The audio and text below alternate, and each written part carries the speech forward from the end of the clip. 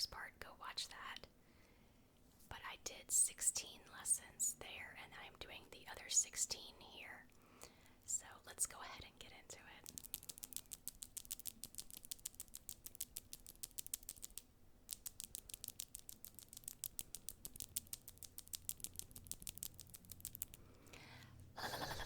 Lesson. Lesson. Lesson.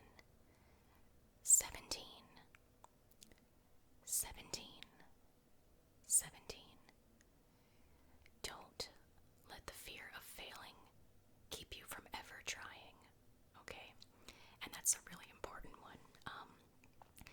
I think a lot of people are just afraid to try something because they are so afraid that they are going to royally mess it up. Don't be. It's okay. Even if you do mess up, it's going to be okay. In fact, you learn far more from failing than you do from succeeding. And it just gives you the knowledge and the experience to say, hey, I messed this up, but this is what I learned. So yeah, honestly, I think no matter what you do in life, if you really want to try something, just go for it. You don't know until you try. Because if you don't try, you're always going to be wondering, what if I had tried, you know? So seriously, guys, don't let the fear of failing keep you from ever trying.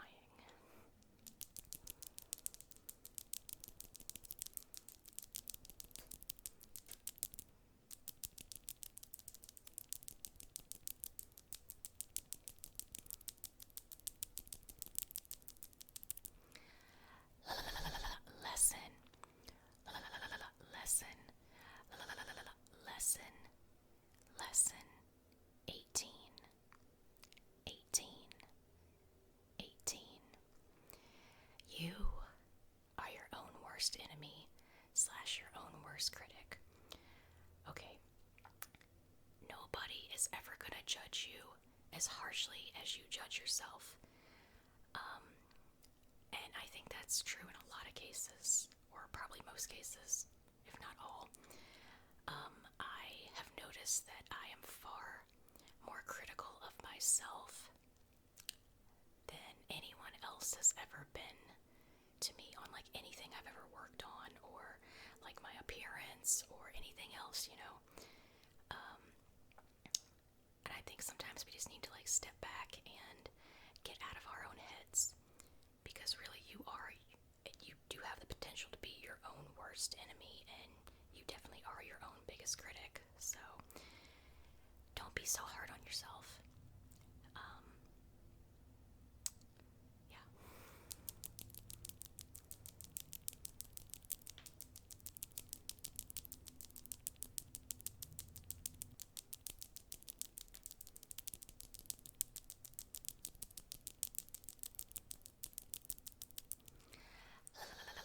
Lesson. Lesson. Lesson. Lesson number 19. 19. 19. If you seek revenge, you might as well go ahead and dig two graves.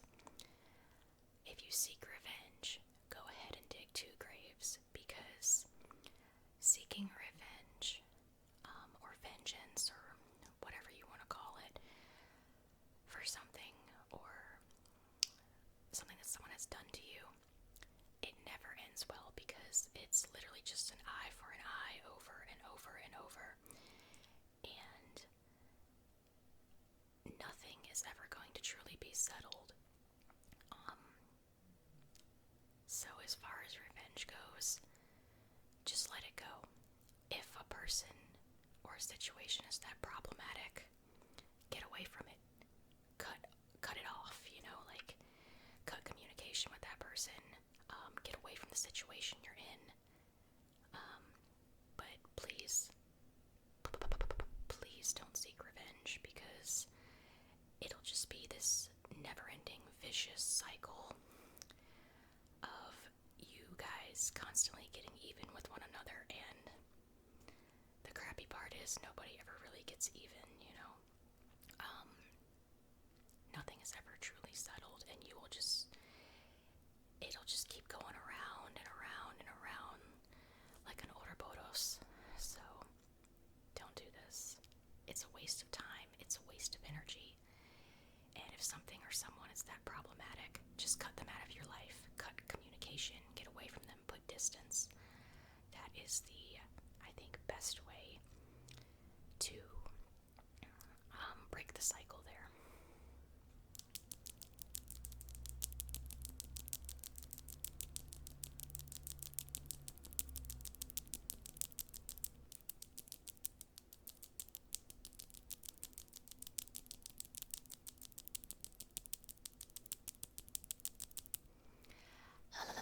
Lesson. Lesson. Lesson. Lesson number 20. 20. 20. 20. And this was a hard one for me to learn, and I think a lot of people have to learn this one for themselves, and that is, you can count your real friends on one hand, and oftentimes you won't need your all 5 digits to do it. So really, you are lucky in this life if you come into this world and you meet one person who you can call a true friend, you know. Most people maybe have 2 or 3, but if you can have at least one, I would say you are a very, very fortunate individual. But yeah, honestly, like, it took me so long to realize this, but and my dad was the one who actually pointed this out to me, because he saw the quote-unquote friends I had, and he said, you know what, I'm gonna let you learn this lesson for yourself. He said, call on this person and that person when you are down and out, you're at your lowest point, and you need somebody to help you get back on your feet. He's like, and you will see how many friends you really do not have. And he was right. He was absolutely 100% right.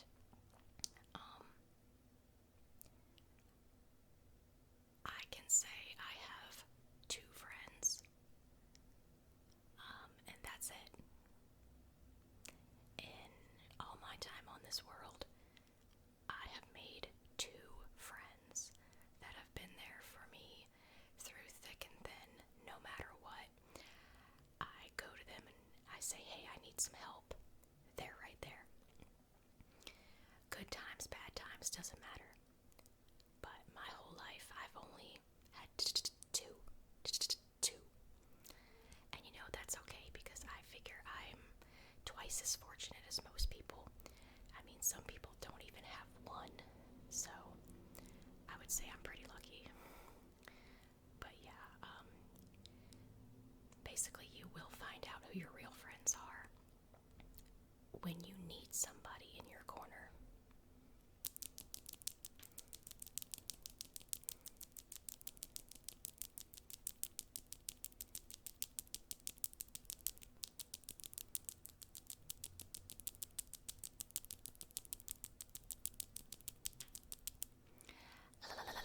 Lesson.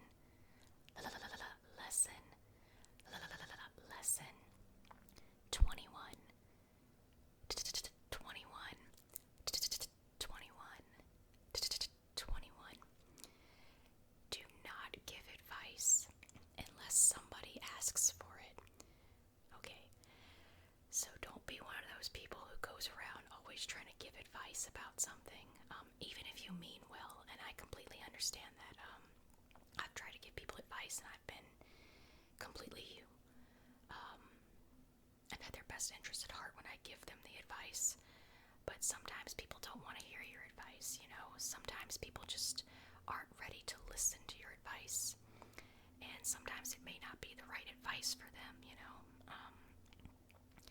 Not all advice is good advice, and I feel like if somebody wants my advice, they will come to me and ask ask me for my advice or my opinion on something. So a lot of times, just kind of like keep your advice or your opinions to yourself. It makes things run a lot more smoothly, and it definitely upsets people a lot less.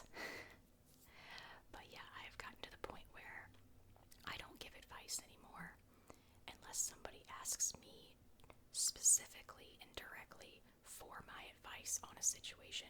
Otherwise, I just zip it. But yeah, like sometimes you can make things a lot worse. So yeah, sometimes just wait for them to come to you and ask. And honestly, people have sought me out more because I don't give my opinion unless they ask for it. Which is weird because I'm like, when I was giving advice, nobody wanted to hear it. But now that I don't say anything in any situation, everybody's like, well, what do you think? I'm like, okay.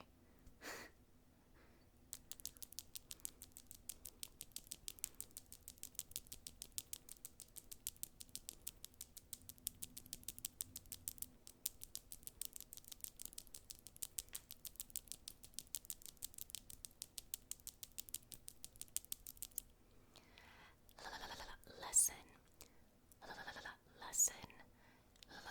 Lesson. 22. 22. 22. 22.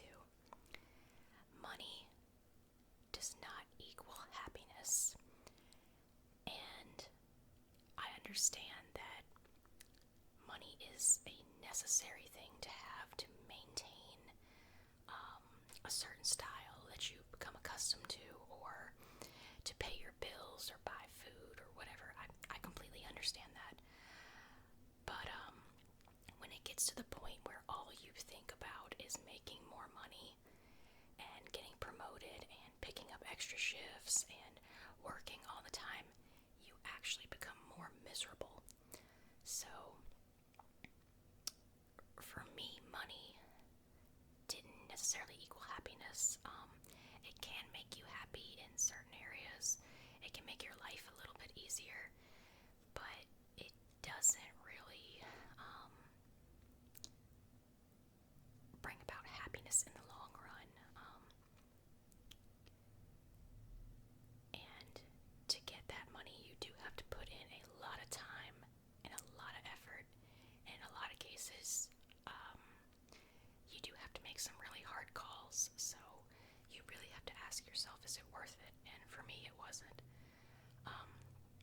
I used to be one of those people, though, especially when I was younger. I would chase money, and it's probably one of the biggest regrets I have because I would stress so much about money.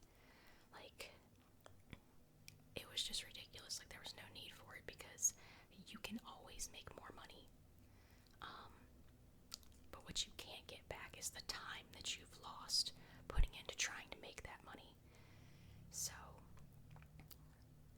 I mean, me personally, now I've become a lot more humble, and I don't care so much about having luxury stuff. Like literally, this microphone is the most luxury thing I've bought for myself this entire year.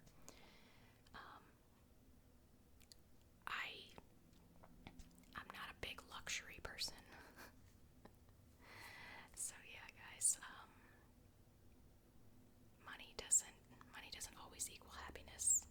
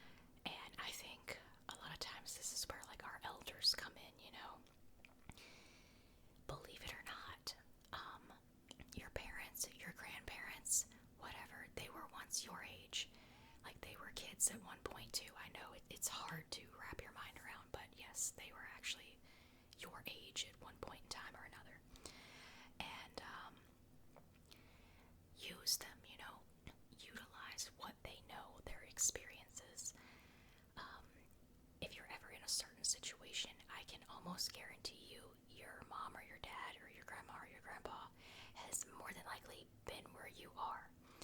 So 9 times out of 10, I'm pretty sure they can help you out and let you know what they did and ask them for advice before you go making a huge mistake, so don't underestimate what other generations might know. Like, give them some credit, like they have lived longer than you. They have been through all the same stuff you've been through and more. So use their wisdom, learn from it, and just try not to repeat the same mistakes,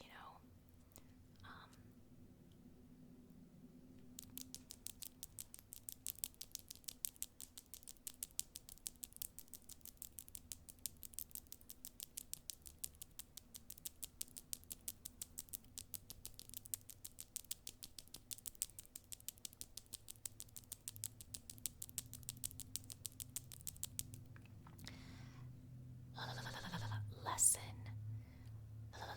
lesson, lesson 24, 24, 24, 24.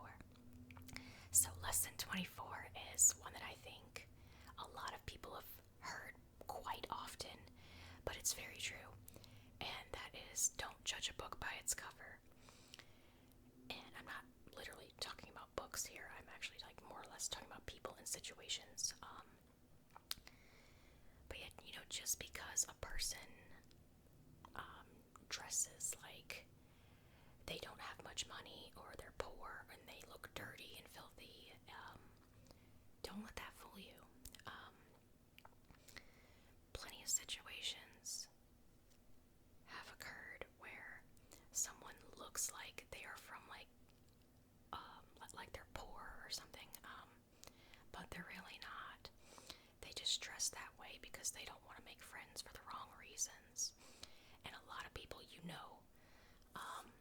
will treat you differently if they think you have money. So the best thing to do is, especially if you have money, is to not let other people know that you have money, because you will notice the changes in attitudes and you will notice that people treat you very differently. So a lot of well-off people that I've known financially actually just dress in Walmart clothes or thrift store clothes because they don't want people to know, because they don't want people to treat them differently, and that's understandable. So don't judge a book by its cover. Just because somebody is dressed in tattered clothes and they're kind of dirty doesn't mean that they're poor and they can't afford nice things. Just like a person who drives a nice car, maybe they live in an apartment or something, or maybe they live in a rundown shack and they're just really bad with their money and they went out and bought a nice car, but just to look cool and flashy doesn't necessarily mean that they are financially stable. So you never know, man. And just because a person's quiet doesn't mean that they're dumb. And just because a person talks a lot doesn't mean they're smart either. There's plenty of different scenarios I could go over, but I think you kind of get the gist, Sometimes people just don't want the critical judgments that come with it, so they, especially when it comes to money, a person who is well off will often go to great lengths to hide the fact that they are well off, because they don't want to make friends for the wrong reasons. They want people to like them for them and not for what they have, and that is completely understandable.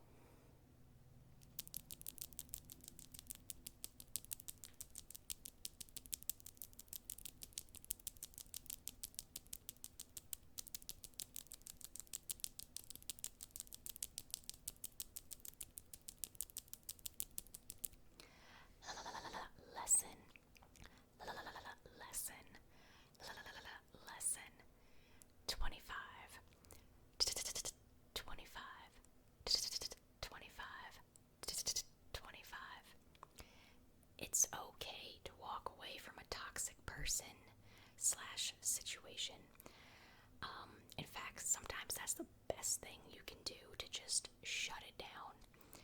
is just walk away.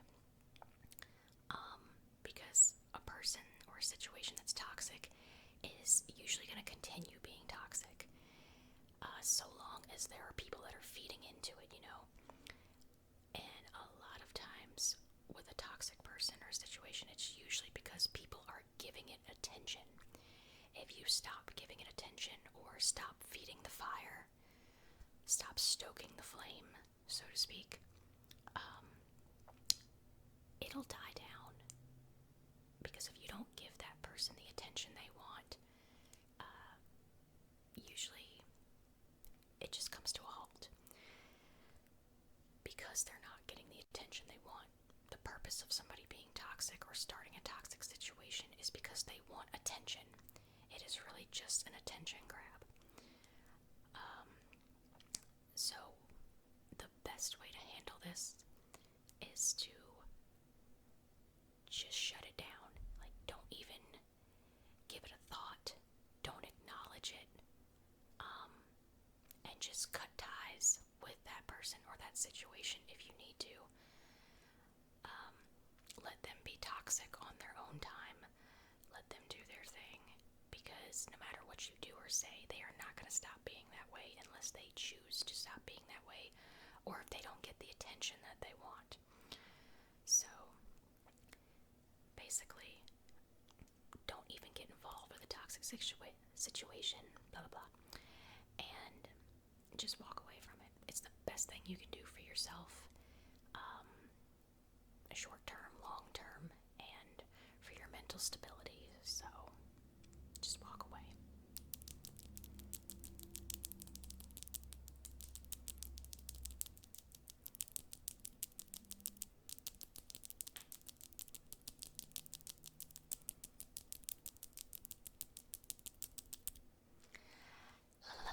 Lesson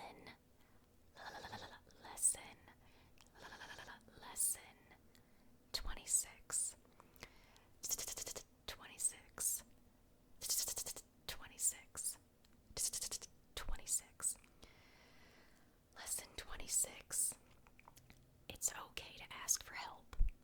So I know a lot of people, myself included, I always had trouble asking for help because I always thought that asking for help was a sign of weakness, and it's not. It's a sign of strength, really. It's basically saying that, hey, I've done as much as I can on my own.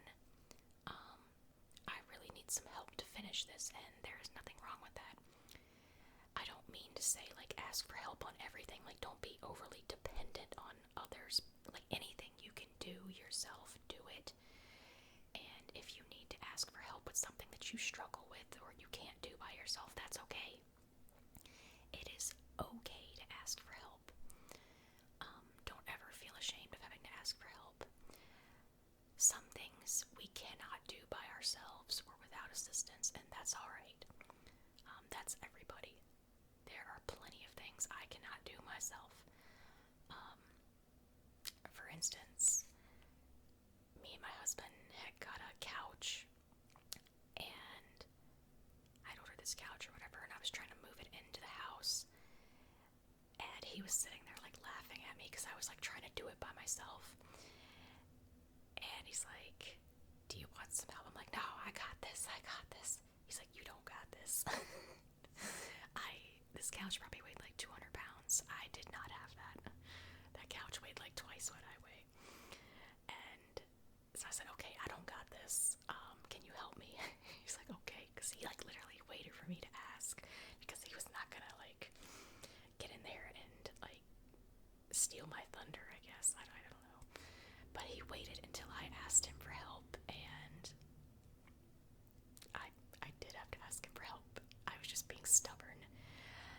But we were able to move it together, so I mean, like, just anything, like you can't do everything by yourself. I know for sure I cannot lift a 200-pound couch by myself. Found that out from experience. That was definitely like a 2-person job. So yeah, don't be afraid to ask for help. It's okay.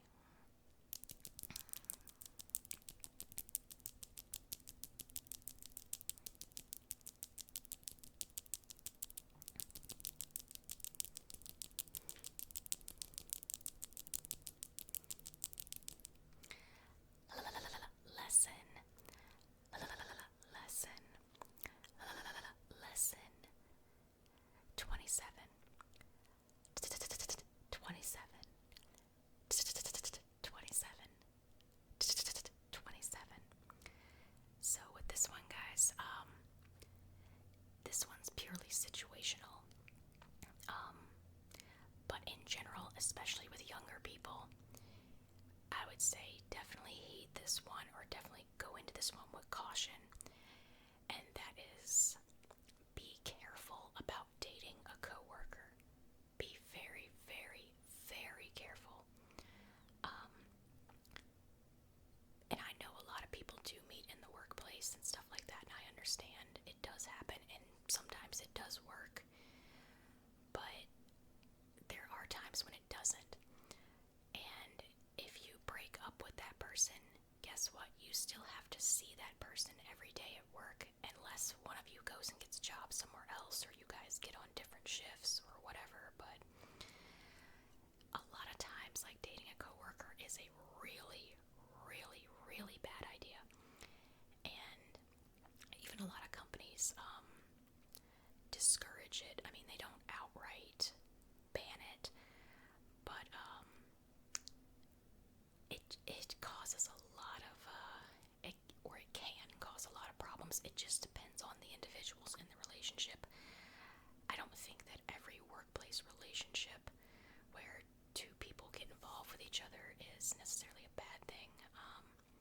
Sometimes it does work out, but in a lot of times, it can be a little bit tense, for sure, especially if you guys have like a fight or something, or if you break up or whatever. It can affect your ability to work together. But yeah, I mean, if you meet somebody in the workplace, cool, but definitely be very, very careful with that, because it's one of those things that can go really, really good or really, really bad. So just make sure you know who you are getting involved with, and that the two of you can actually work together, because you got to consider you are going to be spending a lot of time with one another. If you are dating somebody, there's a possibility that you might be, or maybe you're already living together. So, and that's a lot of time to be in another person's presence. And when you're around somebody that often, arguments can happen. So just really think about it before you do it, you know? And yeah, that's all I got to say on that one.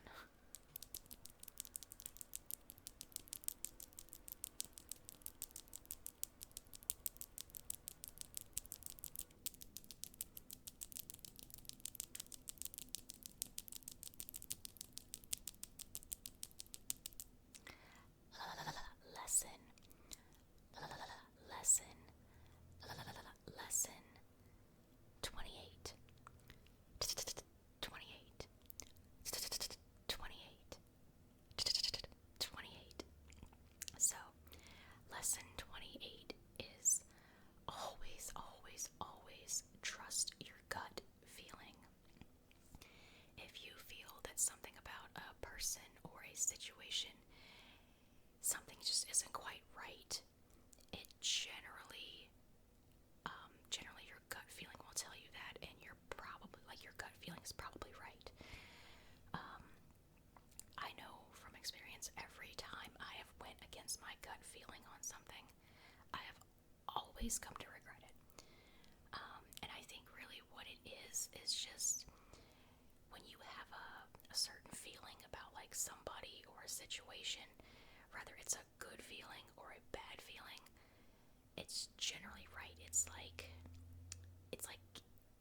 some sort of like intuition, like you just intuit certain things about certain people or certain situations. So definitely, if you have a gut feeling that something just doesn't feel right, or something's off about a person, listen to it. Please, please, please, please, please, please, please listen to it. It'll save you a lot of time and a lot of aggravation and a lot of stress. So seriously, listen to your gut feeling. It's basically just your intuition. Like, I think for some reason people can just pick up on certain things, and I think sometimes people try to rationalize things. They're like, nah, I'm wrong, or I couldn't possibly be right about this. Trust it. Just trust it. Because every time I went against my gut feeling, I have come to regret it hard. So.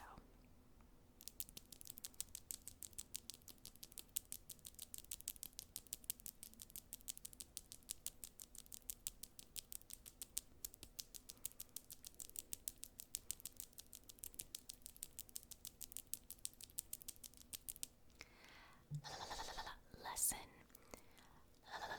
Lesson. Lesson 29. 29. 29. 29. So, lesson 29, and this is very important. Don't take advice from somebody who has no experience in the topic they are trying to give advice on. If a person doesn't know what they're talking about, or their advice basically comes from other people's situations or things that they've seen or heard, don't take that person's advice. For example, don't take dating advice from somebody who can't stay in a relationship or has never been in a relationship, because what the heck do they know about dating if they have never been in a relationship or cannot stay in a relationship? Actually knew a guy who tried to give another young man advice about marriage, and this guy had been married four times. All four of his wives had divorced him. So I'm thinking to myself, yeah, this is not the person you want dating or relationship advice from. Somebody who's had four spouses in the span of like 10 years. Apparently that person has problems with commitment, and I would only take that person's advice if I wanted to sabotage my relationship. Another one I see a lot is people trying to give advice on raising children that don't actually have children. Like me personally, I don't have kids, so I'm not going to give somebody advice on how to raise their kids. Now, if you ask me for marriage advice, I might give you some of that because I've been married for almost 6 years. But even so, I really don't feel like I'm an expert because I feel like I don't have enough time in a marriage. But I can tell you what I've learned in my almost 6 years of marriage. But I cannot tell you about raising children because I don't have children, so I am not an authority on that topic. So yeah, please guys, don't take advice from somebody who has never been there, never done that.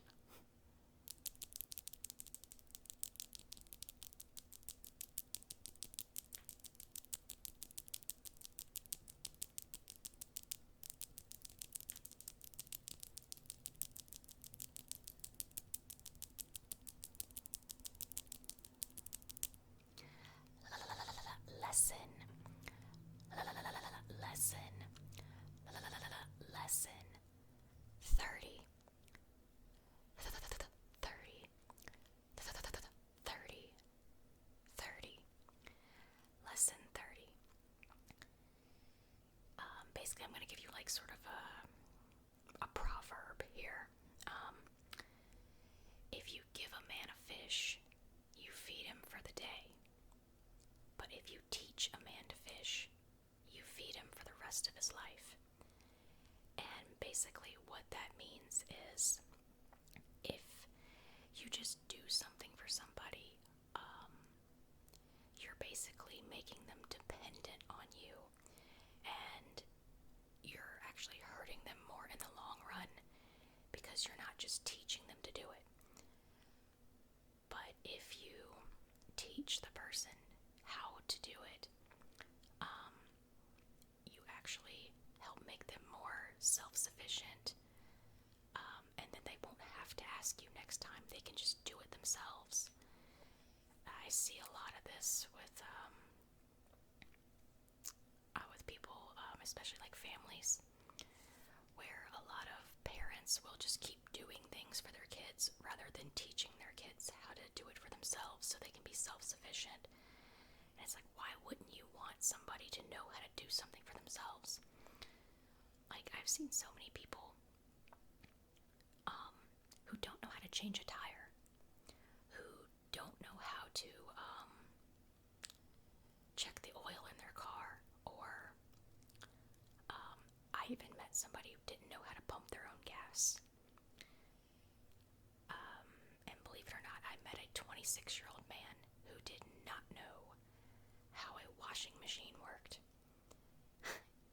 I kid you not, you cannot make this stuff up.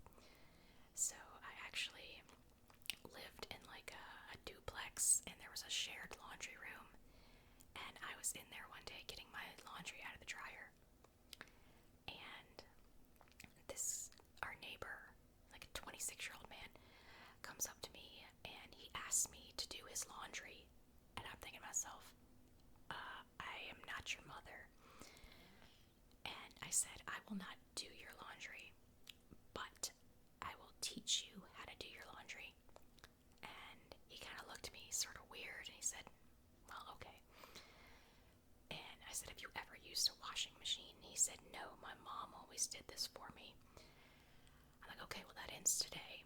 I'm going to show you how to work this. It's very simple. So I taught him how to use the washer and the dryer. A 26-year-old man, which I thought this was absolutely pathetic, but I'm like, well, you gotta learn sometime. And that was that. Like, he did his own laundry from then on, and he never asked me again, because I taught him to do something for himself, to be self-sufficient. And you really can't underestimate self-sufficiency. I think a lot of people really need to learn how to do like some basic things for themselves. I know so many people who can't cook, they can't clean, they can't even like change a tire without calling AAA. I don't know, to me it's just kind of sad that you can't like do basic things. And you always have to ask somebody to do it for you. I mean, me personally, I would get tired of asking somebody to do it for me. I would just ask them to teach me. That way I could do it myself. But maybe that's a generational thing. I don't know.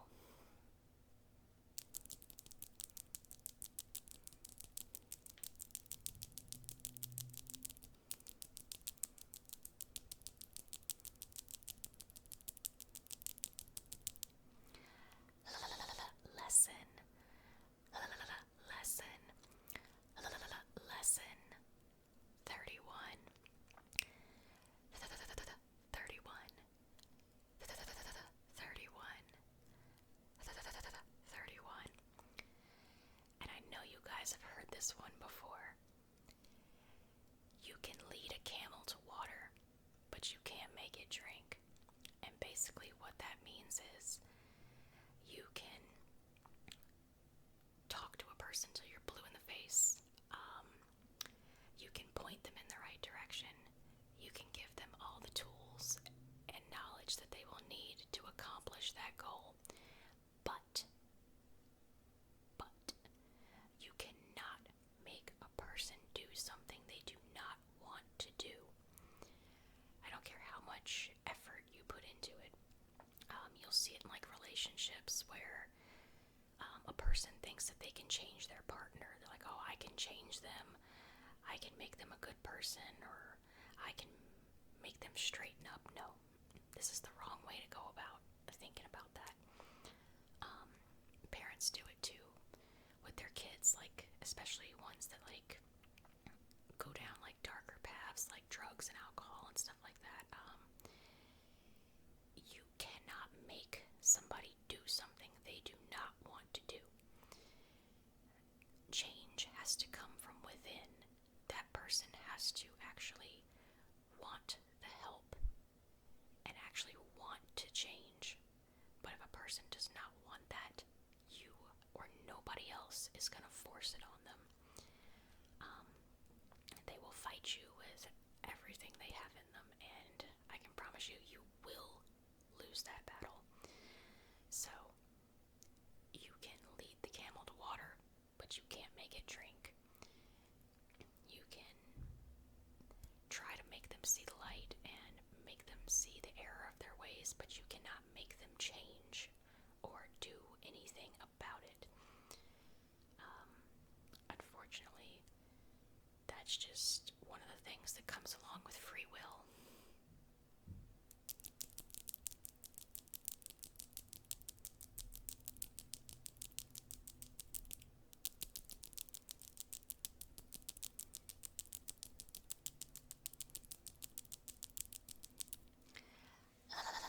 Lesson. Lesson. Lesson. Lesson 32. Final lesson. 32. 32. 32. If you hang around trash, eventually you are going to start to stink. And I heard this from somebody a long time ago, and it makes a lot of sense. They basically told me that people associate you with the crowd that you hang with. And that is true. Rather you are doing the same things that your friends are doing, you are going to be categorized or grouped the same way. And a lot of people are going to think you're the same way. So if you're hanging out with like the cool kids who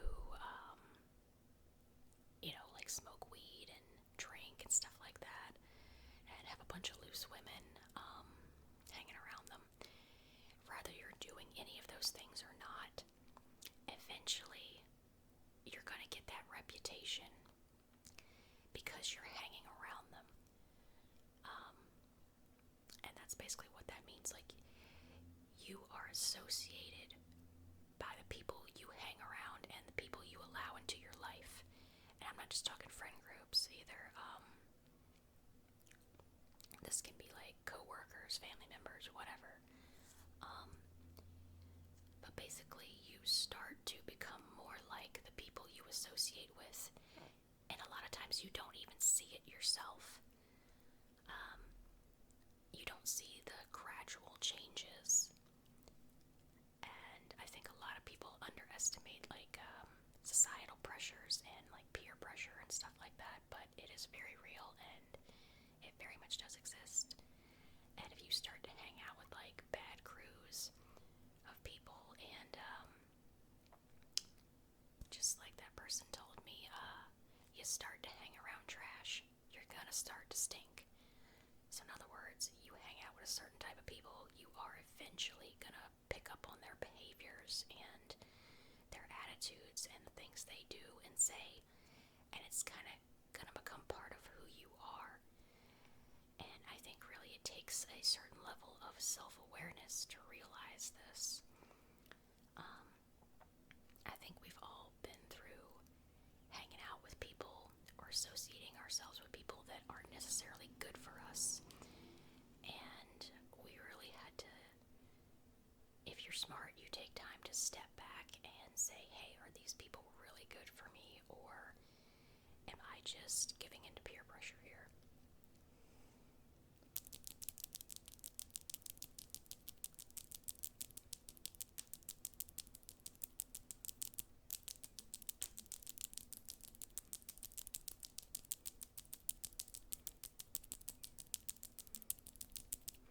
Alright guys, well that's it for tonight's video. I hope you guys enjoyed it, and I hope you learned something and got to know me a little bit better as well. If you guys haven't already watched part 1, go ahead and watch part 1. I'll put the link right up here for